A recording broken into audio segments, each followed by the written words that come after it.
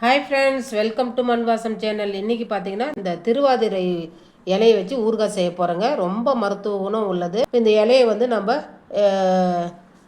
இந்த இப்படி அந்த காம்புலேருந்து எடுத்துகிட்டு இந்த இதில் இருக்கிற அந்த நரம்புலாம் இல்லாமல் நம்ம தடையை எடுத்துக்கணும்.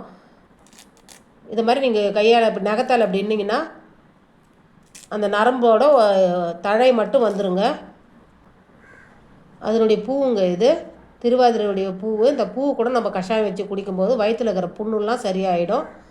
இப்போ இதே மாதிரி நான் எல்லா இலையும் அந்த நரம்புலாம் எடுத்துட்டாச்சுங்க. அந்த பூ வச்சுருந்தீங்களா, அந்த பூவும் சேர்த்துட்டேன். இதில் ஒரு பூன்றதுனால நான் சேர்த்தேங்க. இப்போ அதிகமாக இருந்தால் சேர்த்துறாதுங்க, இலையை மட்டும் எடுத்துக்குங்க. இப்போ நான் நல்லா ஒரு 2லேருந்து 3 தடவை நல்லா கழுவி எடுத்தாச்சு. இந்த இலை அப்படியே இருக்கட்டும். இப்போ கேஸ் ஆன் பண்ணிவிட்டு ஒரு வானல் வச்சுக்குங்க. இப்போ எண்ணெய் சேர்த்துக்கலாங்க. எண்ணெய் சூடானது நல்லா ஒரு பெரிய பூண்டை வந்து நம்ம உரித்து எடுத்துக்கலாங்க. இதில் நல்லா பூண்டு நிறைய சேர்க்கணும். அது கூட ஒரு துண்டு இஞ்சி சேர்த்துக்கலாங்க.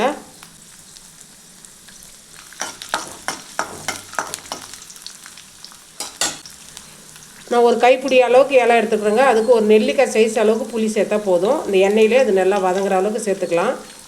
அது கூடவே பார்த்திங்கன்னா அந்த எண்ணெயிலே பொரிய வைக்கணும். இந்த வரமிளகா எடுத்துக்கலாங்க. நல்லா காரத்துக்கு தகுந்த மாதிரி ஒரு 3 மிளகா எடுத்துருக்குறேன். உங்களுக்கு காரத்து தகுந்த மாதிரி நீங்கள் கூடுதலாகவும் குறைச்சலாகவும் சேர்த்துக்கலாங்க.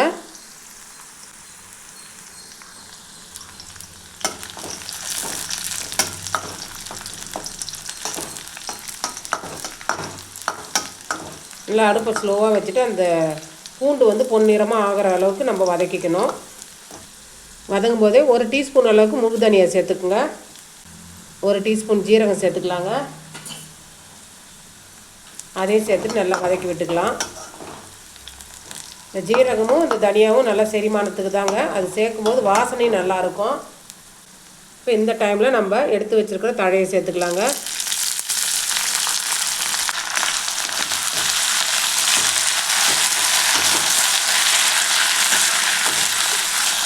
நல்லா அந்த எண்ணெயிலே அந்த தழையும் நல்லா பொருளை வதங்கணும்.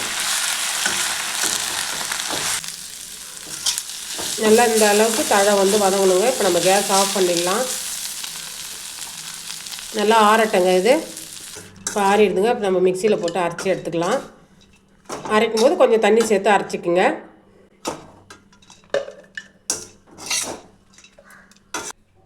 பார்த்தோன்னா அரைச்சி எடுத்துகிட்டு வந்தாச்சுங்க. இது அப்படியேவும் சாப்பிட்லாம். ஆனால் இதுக்கு ஒரு தாளிப்பு போட்டுடலாங்க. இப்போ நீங்கள் சாதத்தை கூட அப்படியே போட்டு சாப்பிட்ணுன்னா சாப்பிட்டுக்கலாம். இப்போ கேஸ் ஆன் பண்ணிவிட்டு கடாயை வச்சுக்கலாங்க.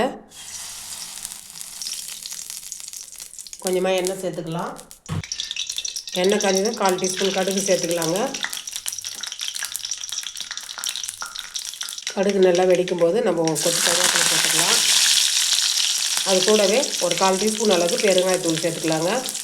இந்த டைமில் நம்ம அரைச்சி வச்சுருக்கிற அந்த சட்னியை சேர்த்துக்கலாம்.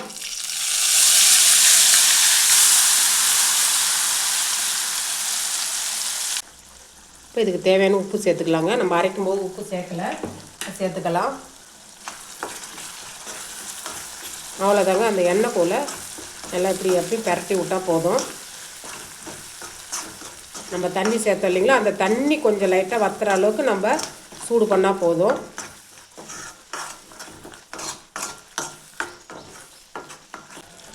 அவ்வளோதாங்க. இந்த அளவுக்கு வதங்கினா போதும். நம்ம எடுத்துடலாம். மறுபடியும் வதக்கணுன்றதுனால இந்த தண்ணி மட்டும் வற்றினா போதுங்க. இந்த மாதிரி நீங்கள் செஞ்சிங்கன்னா வெளியிலே ஃப்ரிட்ஜில் வைக்காமல் வெளியிலே நீங்கள் 10 நாளைக்கு கூட கெட்டு போகாதுங்க. அவ்வளோதாங்க. சூப்பரான திருவாதிரை ஊறுகாய் ரெடி ஆகிடுச்சிங்க. இந்த கிளறும் போதே அவ்வளோ வாசமாக இருக்குது. இந்த ரெசிபி பிடிச்சிருந்துன்னா மண்வாசம் சேனலை லைக் பண்ணுங்கள், ஷேர் பண்ணுங்கள், கமெண்ட் பண்ணுங்கள், சப்ஸ்கிரைப் பண்ணுங்கள். பக்கத்தில் இருக்கிற பெல் ஐக்கானையும் கிளிக் பண்ணுங்கள். தேங்க்யூ.